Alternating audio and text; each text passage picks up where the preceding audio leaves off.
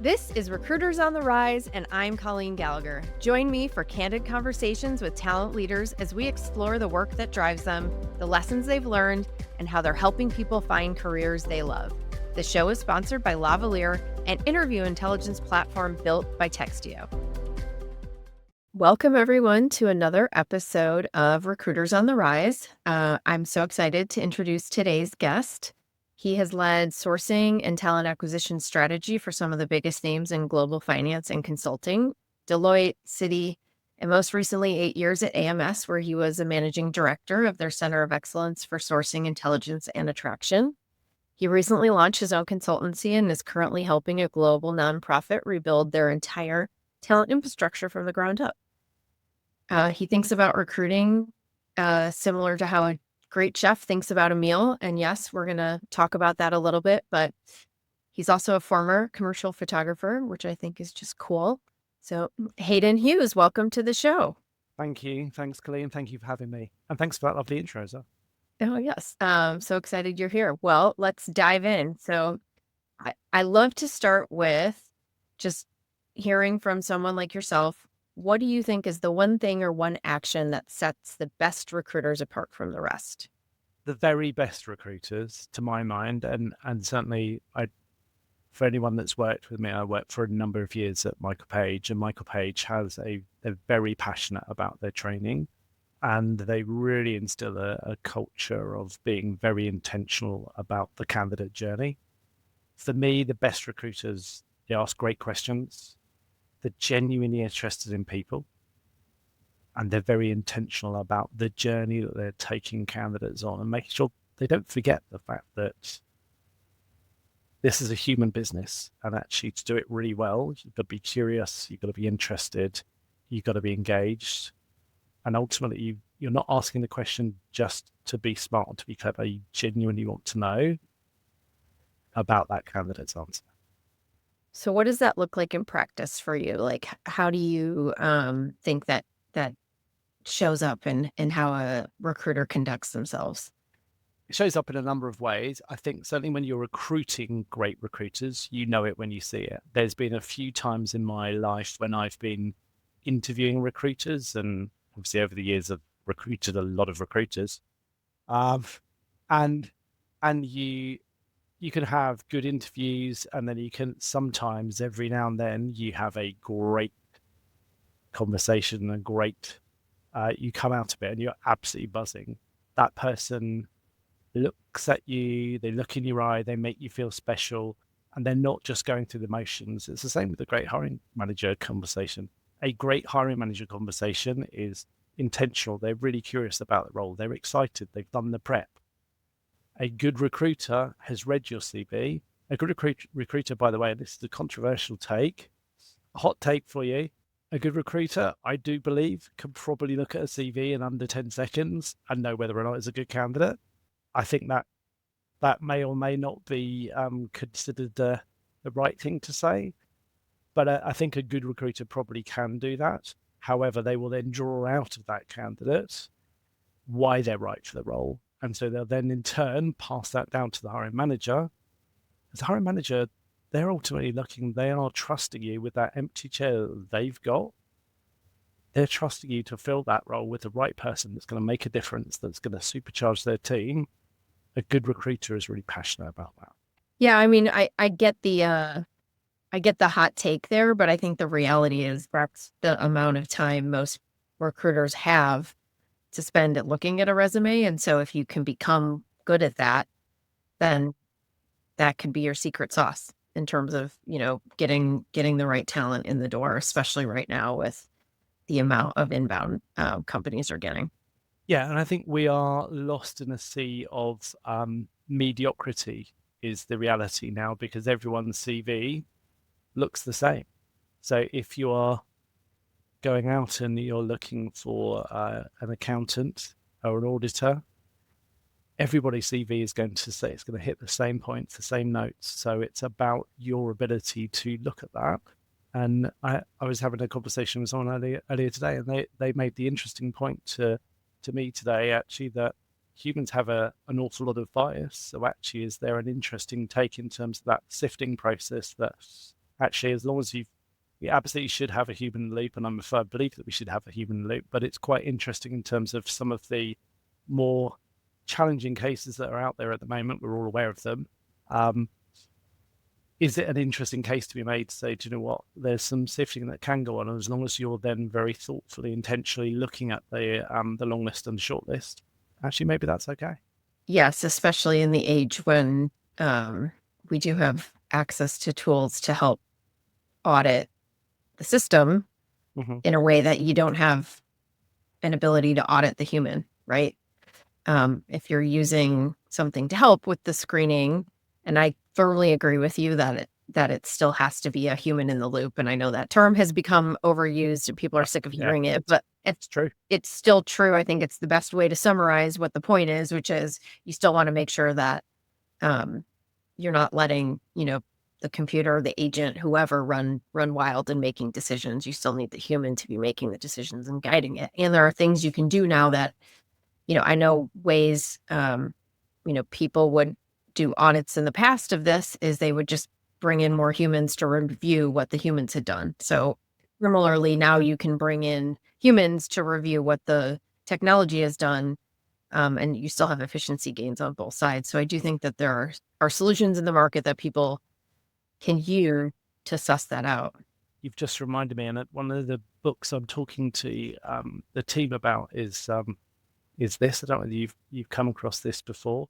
It's about great tech, to my mind, should be nudging people. So this is a great book about nudge theory, and it's about nudging people to make the right decisions. So there's a famous case, I think it was in the UK actually, where people weren't donating their organs. So they weren't saying, when I die, I will give my organs. And that was in part because you had to make that very clear declaration. So they shifted it the other way to say, right, nudge people to say you have to opt out rather than opting in. And that switch around, it went from being only 10%, it literally flipped over. So it was 90% were donating rather than the other way around. To my mind, really great and intentional recruitment processes should have very clear guidelines. You should be very specific about what you're asking. It should be repeatable as well. And actually that ability to nudge, and using tech, using AI to nudge hiring managers, to nudge candidates in a certain direction. And I'm not sure whether we'll get into it, but I think it's one of the things that excited me actually when you and I were talking about the Valier, the fact that you are nudging candidate along that journey and nudging hiring managers along that journey. That for me is quite thoughtful and quite intentional. It's an interesting take in terms of direction we should be going in. I guess sort of along those same lines, you talked a little bit about how resumes are becoming commoditized. And I'm curious if you have, we're sort of at this inflection point where how we evaluate candidates and what we should be evaluating them for, like skills and experiences versus traits like curiosity and adaptability. How do you think about that as a recruiter, and how are you looking for that in a time when we're seeing a lot of commoditization of resumes? And Jill, it's something I've thought a lot about. So I've worked very closely with Vanessa, who at Abodu, and I think that increasingly we're seeing everyone talks about skills and the importance of skills, and actually building these skills foundation. So it's like a stick of rocks through everything you're doing, and being really intentional about how you're making that part of your recruitment process. It's really hard. And there is a graveyard of ambition of large TA functions trying to build skills taxonomies, skills ontologies, and then going through the motions, spending hundreds of thousands, sometimes millions, and a lot of time, effort, and energy on that. The important thing is you're being very clear in terms of what are the core 1, 2, 3, maybe 4 soft skills that you're looking for, making sure you're testing those rigorously, thoroughly. That might be through psychometrics. It might be asking very specific questions during the process. It's probably some kind of fit interview.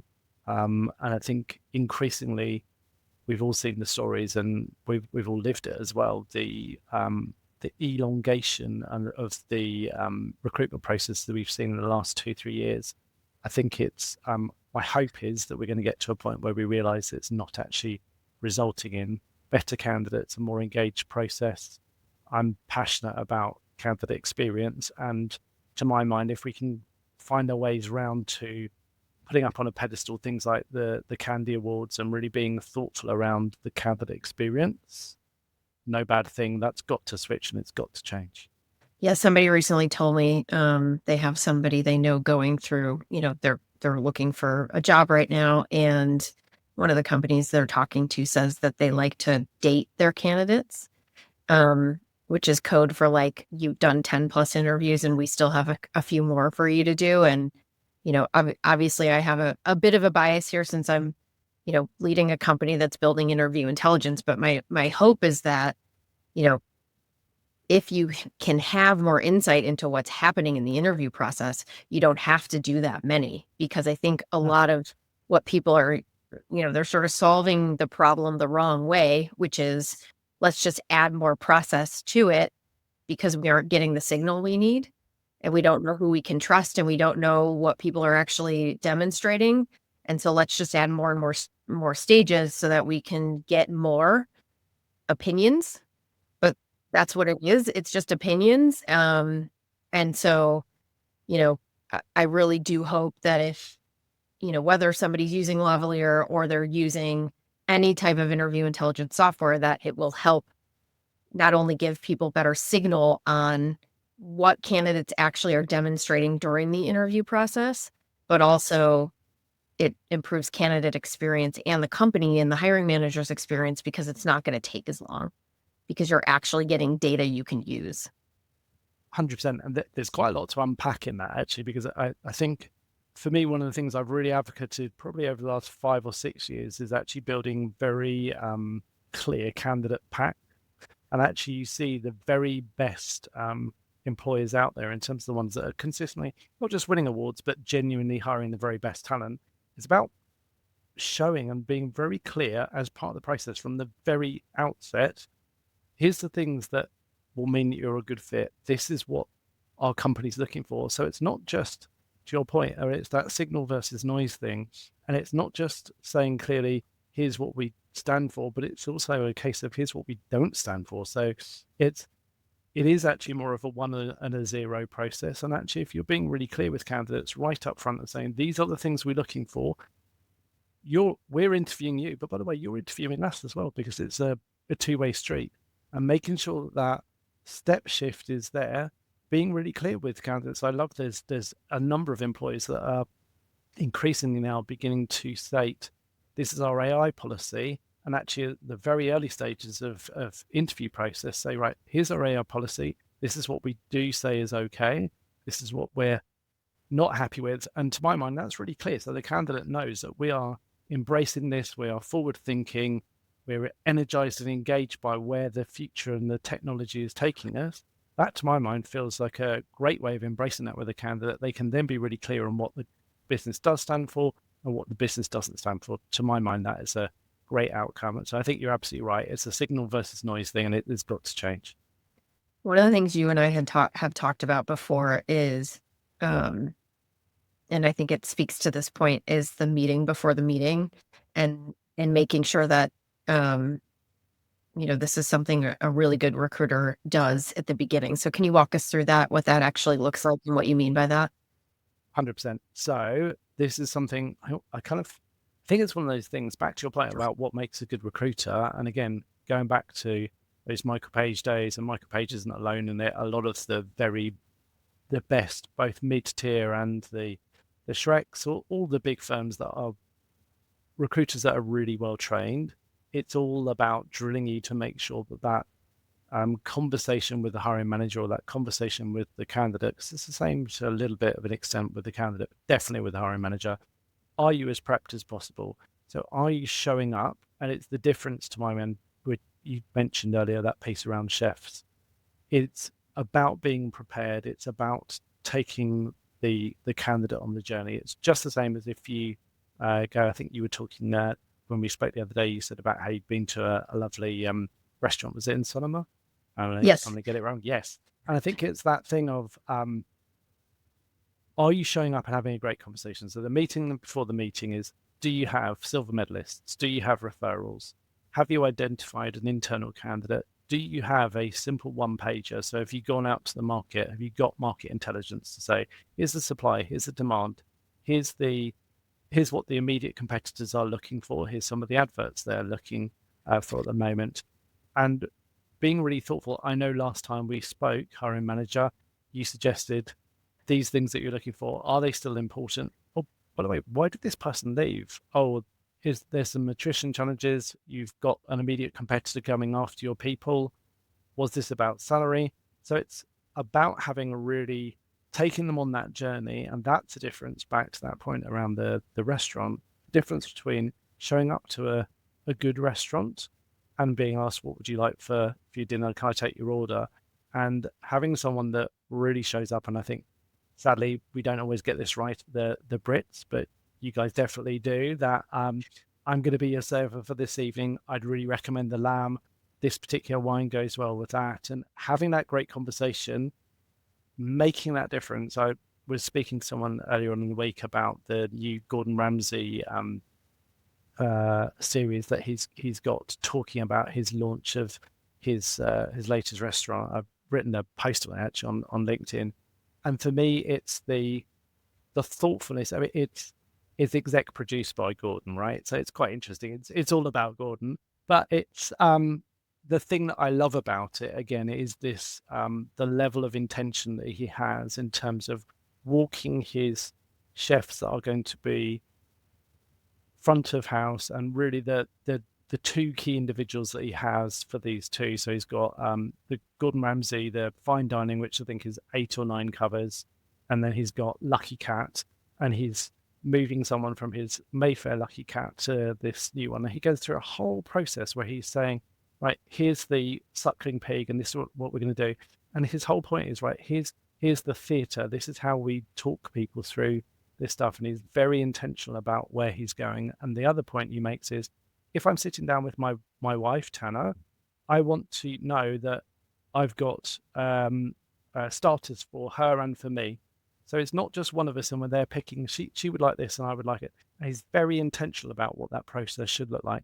So for me, one of the things I always train the team on, and I always think about with any process, is making sure when you're turning up, meeting before the meeting, you've been very thoughtful about what's this process going to look and feel like for the hiring manager.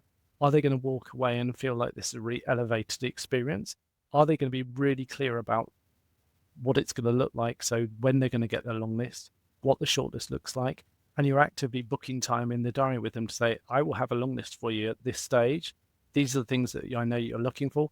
And then it's also then playing back. So if you're using the technology to your best advantage, you're then playing that back and saying, these are the things we discussed. So it's not just interview, playback for the candidate, but it's also using that for the hiring manager as well. Yeah, I mean, I've been on the other side of that, a number of times where, and I've said this before, but you tend to remember, right? You remember all the bad situations much more vividly than the good. But I've definitely worked with recruiters where they've come in and just said, so tell me, what is this thing? What's this role that you're hiring for? And I've also had experiences where they come in more with what you're talking about, where they have some sense of even nowadays, you can just use the title and get a lot of information around, what are the types of things you normally would expect to see. And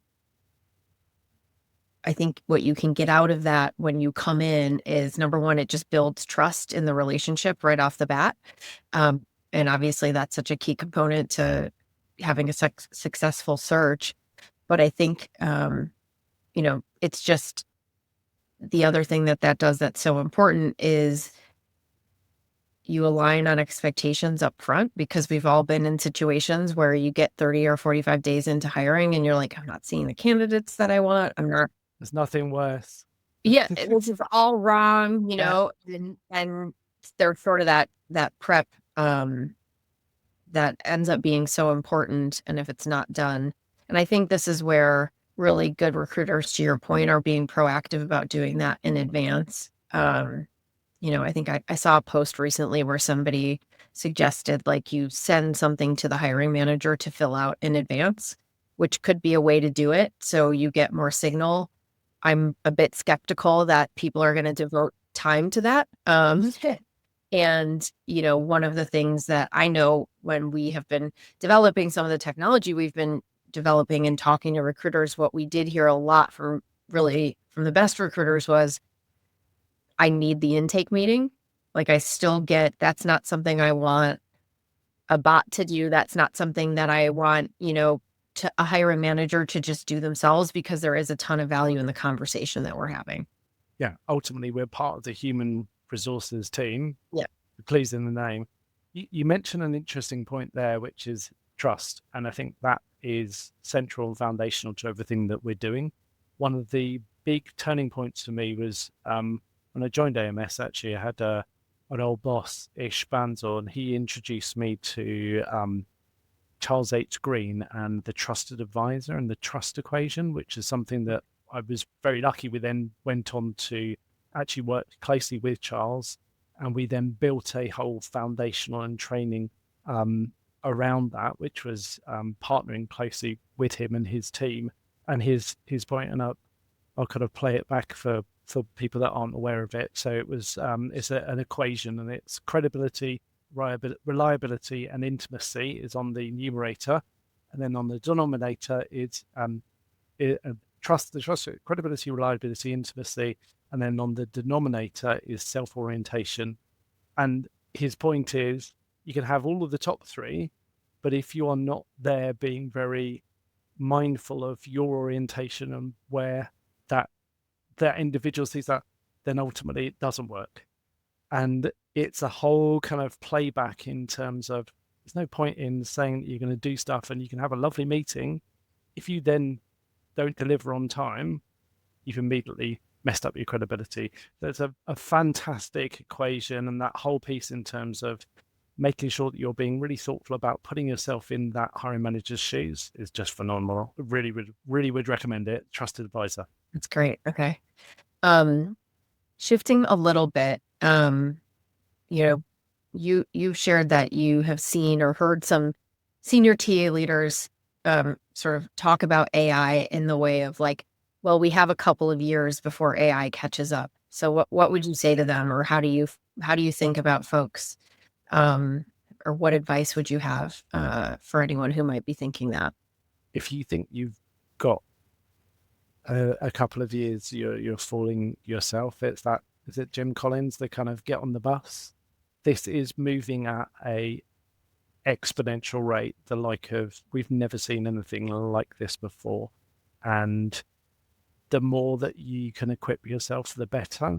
And I think, however, it should be that it's a little bit like being a parent. I always think whatever you're doing as a parent, you never quite think you're getting it quite right. What? And I think that's hopefully that's a sign of being a good parent, is you're always worrying about what could I be doing differently or better. And to my mind, AI right now is exactly the same. If you are not waking up every day saying, have I spent a good hour or two learning to do things differently? Have I not been really intentional about how I've used my time? Have I taken different approaches to how I'm prompting? Have I learned about the latest tools? And just spending time listening to podcasts, reading, talking to people about this. This is like no other change before. And I was talking to a leader earlier today, actually, of a business, and they were saying, and I think we are beginning to see this sadly over the last 2 or 3 years in particular, that people are acutely aware, humans are acutely aware that there are business cases against them that are often being written, and there's a nervousness, and I think it's implicit and explicit. There's a little bit of kind of fearfulness of, oh goodness, is this technology? Is there a business case against this? Is this, if we implement this and it works really well, is it going to come for my job? It was someone made this point, and I think we were kind of reflecting on it, and it's a fascinating point. And actually, I think to my mind, that's the wrong approach. Actually, the right approach to do is say, right, embrace this, run it at 100 miles an hour, because actually the people that genuinely make this a part of their workflow, genuinely see that this is an opportunity to supercharge yourself and double, triple, quadruple your productivity and your output. And we're only scratches. So even now, when you're looking at it, you're thinking, right, okay, I think what the IQ of average AI right now is like 140 or something, isn't it? But it's a polymath in everything that we want to know. If that doubles, where does that and then compounds again and again and again? Where does that put us in a year or two's time? It is frightening if you give it too much thought. And I think it's right that we should be a bit concerned about how we're using it and being very intentional. There is no question, if we were to go back in time 25 years and look at the internet, are there some things that I might suggest we could do differently? And if we were to sit down with Mr. Berners-Lee and say to him, Tim, it's amazing what you've done. It's changed the world, but there's a few things, maybe the anonymity of certain things, various other bits and pieces that we might do differently. I think this is where we've got to be very intentional. But to answer your original question, anyone that's thinking that they have a year or two and that if they're operationally excellent, that will be okay and that will be enough. It's not going to be enough, because you're up against someone else that's also operationally excellent, that is managing to deliver a 20-page presentation by some simple prompts and saying, go out and scour the internet and bring me the best materials you can find. Yeah, and it ties back to what we were talking about earlier in terms of like, what are the things that we're looking for when we're hiring right now, which is like, do people have that adaptability and curiosity? And it's like, those are going to be the people who succeed in this, because I think it actually makes themselves it makes them more valuable, because they're willing to push boundaries and, figure out the way to do something. And I feel like that's where you have to have some trust in yourself too, of like, I'm going to continue to evolve with this and figure this out and find the right place for me. And I don't say that to, not acknowledge that there are people who are struggling to find work right now because of some of the sort of underlying things. I think companies are just hiring less because they're trying to figure out if they can really fulfill the promise of the efficiency of some of this stuff. But at the same time, there's still, I hear all the time from recruiters, like how much they're looking for really good talent. And that's still a really big challenge, right? I think somebody said to me a couple of months ago, it's like a knife fight in a phone booth, right? Like it's really hard to find. That's a great description. Yeah. To find good talent. I know. I was like, I'm noting that one down to use later. So, one thing I mentioned in your, and we've talked about briefly, is you recently are helping a global nonprofit rebuild their entire talent infrastructure from the ground up. So how are you approaching something like that, where, you feel like you have to, it's almost an opportunity in some ways, but it's obviously pretty challenging. So what are your priorities in looking at that and where you're starting? Yeah, it's exciting. So having gone from, I was joking the other day that I've finally, my mother has for years given me grief about the fact that she's always seen my job previously as helping investment bankers and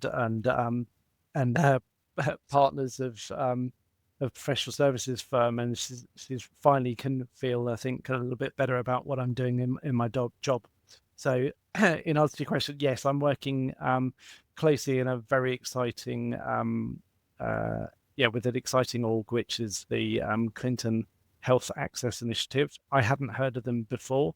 They're called CHI. They're known as CHI, and it came about. It's a fascinating origin story, actually. And there's a film called Wire in the Blood that I'd recommend people watch. It's a hard watch at points, but it was Nelson Mandela was on the stage, and it was 2002, and he was there's a whole load of leaders.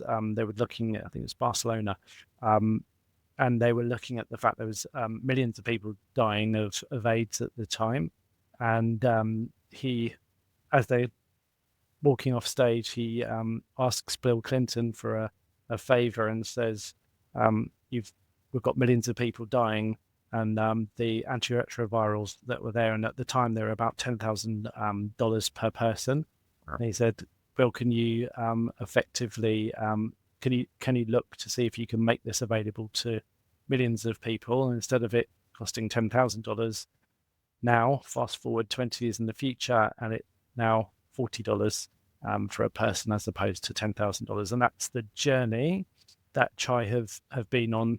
And that's then evolved to sexual health and looking at implants and being able to, I think I was listening the other day, there was, I'm going to get this wrong, it's just under $500 million worth of savings in terms of women's sexual health. Yeah. Wow. So providing women in low and middle income countries with implants, and just it's evolved into hepatitis treatments, into cancer, and across 40 countries. As an organization, it's very entrepreneurial, and that's one of the exciting things. So it's working closely with the donors, working closely with the local governments, and actually really building and working from within. So 85% of Chai's workforce is actually on the ground. So that's different from, yeah, exactly. And it's really about being embedded in the local governments and genuinely facilitating and making change. That comes with some interesting, how do you make a really effective and engaging recruitment process? How do you make sure that we're best in class? So my role is to come in and really work with the team and hopefully take it from good to great. So yeah, it's a very exciting opportunity.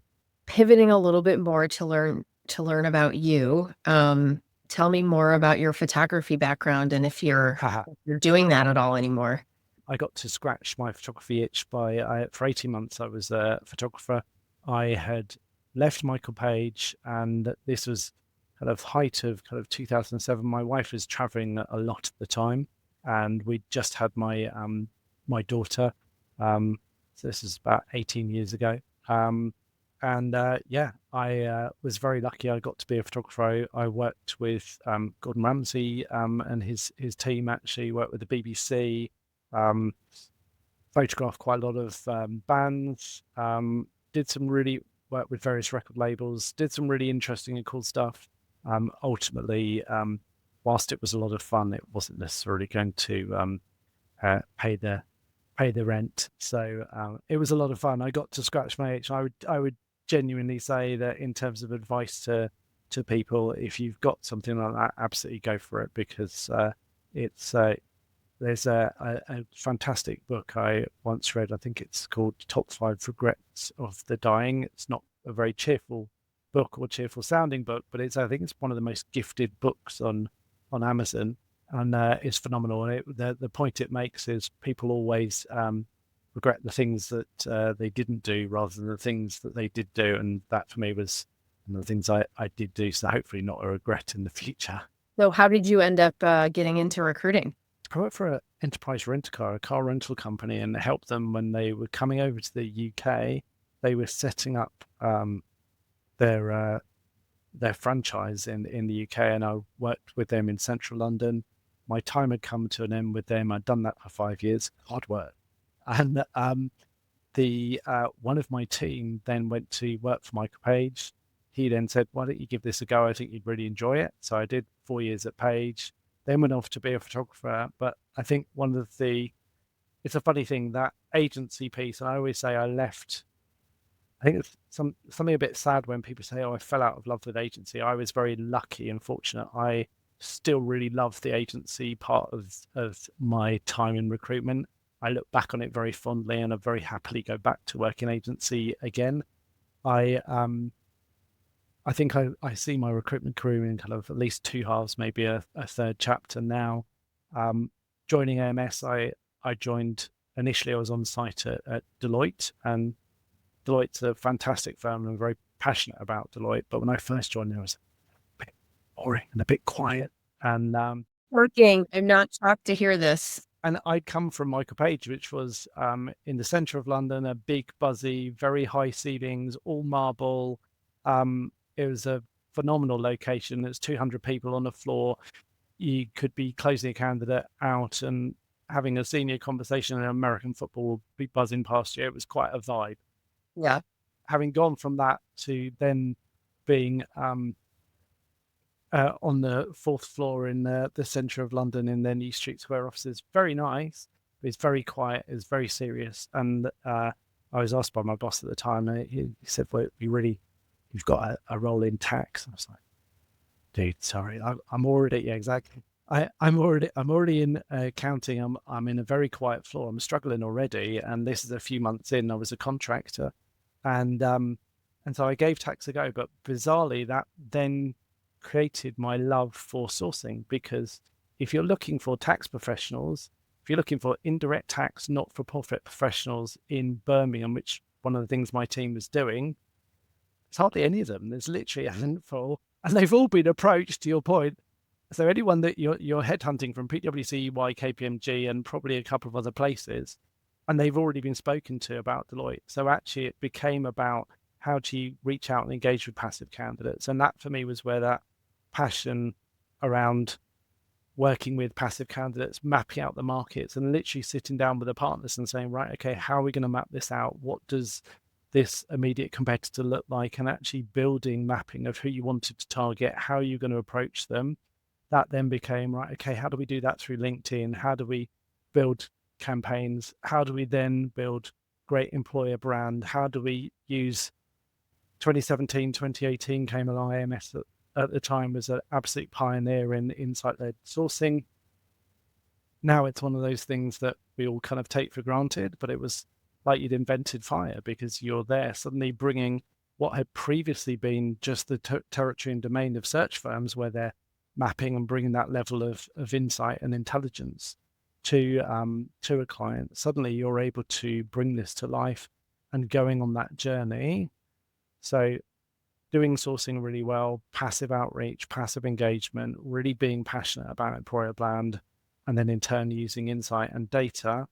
That for me has been the kind of second half and second chapter of working in recruitment. So it's that page, building the foundations, being really thoughtful around how do you make for a great candidate and hiring manager experience. Then going on to AMS, the huge journey that they went on from being 1,800 people to over 10,000 people, and being a world leader and kind of Everest peak matrix right up there. And then perhaps now hopefully going on to take all the things that I've learned in terms of working with some of the phenomenal clients that AMS have, and hopefully bringing that to bear in other sectors is super exciting. Yeah, it's very full circle, because now you're going to have to be looking for, folks in country for some of these really niche roles with chat. So, yes. And I can get data, because you've got the wealth of data when you're doing that, and you're looking for data scientists on East and West Coast in the US. When you're looking for people that are specialists in vector-borne disease, that's a bit more challenging. You can't go and talk to the guys at Talent Neuron and Horsefly, I don't think, anyway. Yeah. What's his space? I'm certainly doing a bit more digging on that one. Yeah, for sure. What do you like to do in your free time when you're not focused on recruiting? As you probably gathered, some of my friends take the mickey out of me. I usually have kind of at least 2 or 3 books. I tell them it's 2 or 3. It's more than 10 books on the go at any one time, which is probably a bit geeky. It's that thing of, and I will pick up a different book according to my mood. So definitely reading. I'm really passionate about F1, and for me, there's a few things there. There's the drama of the fact that you've got the drivers and their capability. I'm racing this weekend, and I'm quite excited about that. I've done it once previously, and it's my goodness, when you're there in a car, it's and you're not far from the ground, you really feel it. Yeah. But it's not just that. It's the absolute capability of those drivers, and the fact that you've got youngsters like Kimi Antonelli at age 18 is just there. Part his mum's having to drive him to and from the circuit sometimes because he hadn't yet got his driving license, and then he's going in and driving this thing at phenomenal speeds and the G-force, and I don't know if you've seen their neck, because they're they're there with kind of amazing Gs, and so they've got these skinny little lads, and then they've got these amazing necks because they have to for the G-force. For me, it's not about that. It's all the teamwork and the data and the insight and the competition between the teams. The fact that if you look 20 years previously at and it's worth actually having a look on YouTube. If you look at the pit stops 20 years ago, they were taking 7, 8 and more seconds. Now you're doing it in 2 seconds, and it's that absolutely in unison.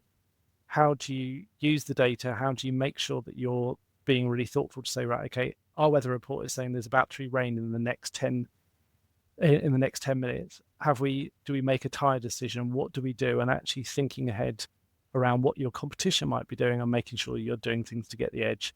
Yeah. For me, it's those incremental gains. How do you apply those?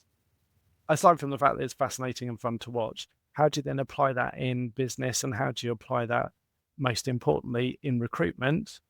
Is those simple little tiny things and the way in which they compound, they all build trust with the recruiters, to build trust with candidates, because they're like, no, do you know what? Colleen gets it. She's got my best interest at heart and she genuinely is interested. That's the difference between having a average conversation, having a great conversation, and that's the reason why people join companies. It's that sliding doors moment. That's the reason why I'm in recruitment. It's why I think the very best recruiters are in recruitment, because they've picked up the phone, they've had a conversation with a candidate, and it's a difference between them being in that moment or not. It's that kind of, I love that film, Sliding Doors. It's that, are you having that sliding doors moment? Your life could have gone down one trajectory, but as a recruiter, you change that person's life without sounding trite, and it went down in the other direction instead. I love that. I do find F1 quite interesting. I started watching the Netflix docuseries Drive to Survive, but I've only watched one. I've only watched one episode, and I kind of felt, because I think it's like 6 or 7 seasons, and it was 4 ago, I felt like I feel like I can just Google and find out like who wins every season. No, don't. You need to get involved. My wife is really funny over Drive to Survive, because we've gone on this journey and she's so invested in. Yeah. Oh, look, he's just a young lad, just the same age as our kids, and so you get the beauty of that is it does really give you, particularly with the youngsters, and they're very. I was actually reading an article that was saying they've seen a drop off actually in the last year or so, where there's been absolute. There's nearly 1 billion people now are watching F1, so it's just become huge, and it's exponential last year or two down to Drive to Survive. But they're saying that there's almost this curve and tail off, and they're trying to figure out what does F1 do now, because it's brought in such a huge global audience. It's whether or not they can sustain that audience, because Drive to Survive has had this phenomenal effect, but then people have waned in terms of their interest. But I'm actually very jealous of you. I think stick with it is my suggestion, and certainly when you get to the kind of more recent, the last couple of series, beginning to kind of some of the youngsters coming through and their stories is definitely worth following. You get very invested behind it. The sort of microdose version of it, I guess, is that I watched the movie F1 because I had a flight recently where I could watch a movie because I have a flight movie. Yeah. I have a 2.5-year-old, so I don't have a lot of time to watch movies or long series these days. But it was good enough that like everything you were just talking about in terms of the training and the teamwork and all of that, really, I can see that a lot in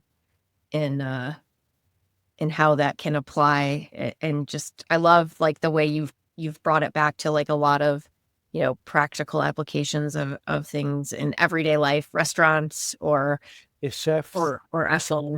And the other one is the Sky Sports team. So Dave Brailsford, has anyone ever spoke to you about that? The Sky Sports team.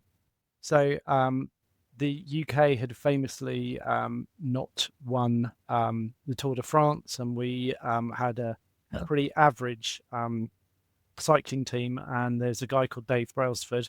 He's since gone on to be a little bit controversial at points, which I think is a bit unfair, because what he did with the team is phenomenal, and that he took them to victories in Tour de France and racing generally. And what he did with an Olympic gold, and what he did with the team is he brought in Dr. Steve Peters, who wrote The Chimp Paradox, which I'd thoroughly recommend. It's fascinating in terms of the he's worked with a number of gold medalists, Chris Hoy and various others, to take them on their kind of what the mental approach they have. But he has this very clear philosophy, and I've used it a lot in the past, of incremental gains, which is the what are the simple things that you can do. So they would have different coloured water bottles to make sure that everyone knew who was their water bottles. They weren't sharing water bottles. They were different colour coding. They would have before they went on the Tour de France because you're obviously touring around and going into various different hotels, and they realised that their riders were picking up and getting sick as a result of that. So what they did is they sent an advance crew. They had a very clear mattress that they'd worked with a whole with sleep expert. Wow. They had their own pillow, and they were cleaning them, and they were taking a whole approach, and they were going in, they were stripping the hotel room completely bare. They were completely cleansing it and cleaning it, and then they were putting in their mattress that they knew was consistent, their pillow that they knew was consistent, and all of these incremental gains, they might add up to only one or two, but they compounded. And they had all kinds of massage capability built into their bus. Their bus is like a whole phenomenon, and they had it completely tailor-made to their team, different mood lighting. And sure enough, they went on and won a whole raft of races, various golds. But it's all this theory of compounding incremental gains. I'm a big fan of that, and I think in recruitment, it's a hugely important philosophy. It's those little things that you do that make all the difference. Amazing. Well, if people want to connect with you, what's the best way for them to find you? LinkedIn. I'm a recruiter. It's absolutely the best way to find me. Reach out, connect. I'm always keen to talk to anyone that's passionate about recruitment, anyone that just wants to geek out on the sourcing, on talent intelligence, on attraction, and hopefully building great candidate and hiring manager experiences. Well, I really appreciate you joining us today. I really loved, like I said, I love how you use very practical examples to sort of tie that back into your day-to-day in your working life. And that was really fun. And I, just really appreciate you taking the time to join us today. Thank you. It's an absolute pleasure. All right. Well, thanks for everyone who is listening. If you learned something today or laughed, please tell somebody about this podcast. Thank you again to Hayden. And this has been another episode of Recruiters on the Rise. We'll see you all next time. And that wraps up another episode. Thank you for joining. For show notes and other episodes, visit us at recruitersontherise.com. Recruiters on the Rise is sponsored by Lavalier, an interview intelligence platform. Lavalier goes beyond basic note takers to improve your ability to assess candidates with AI-powered interview questions, summaries, and transcription. With Lavalier, you can finally hire with speed and confidence.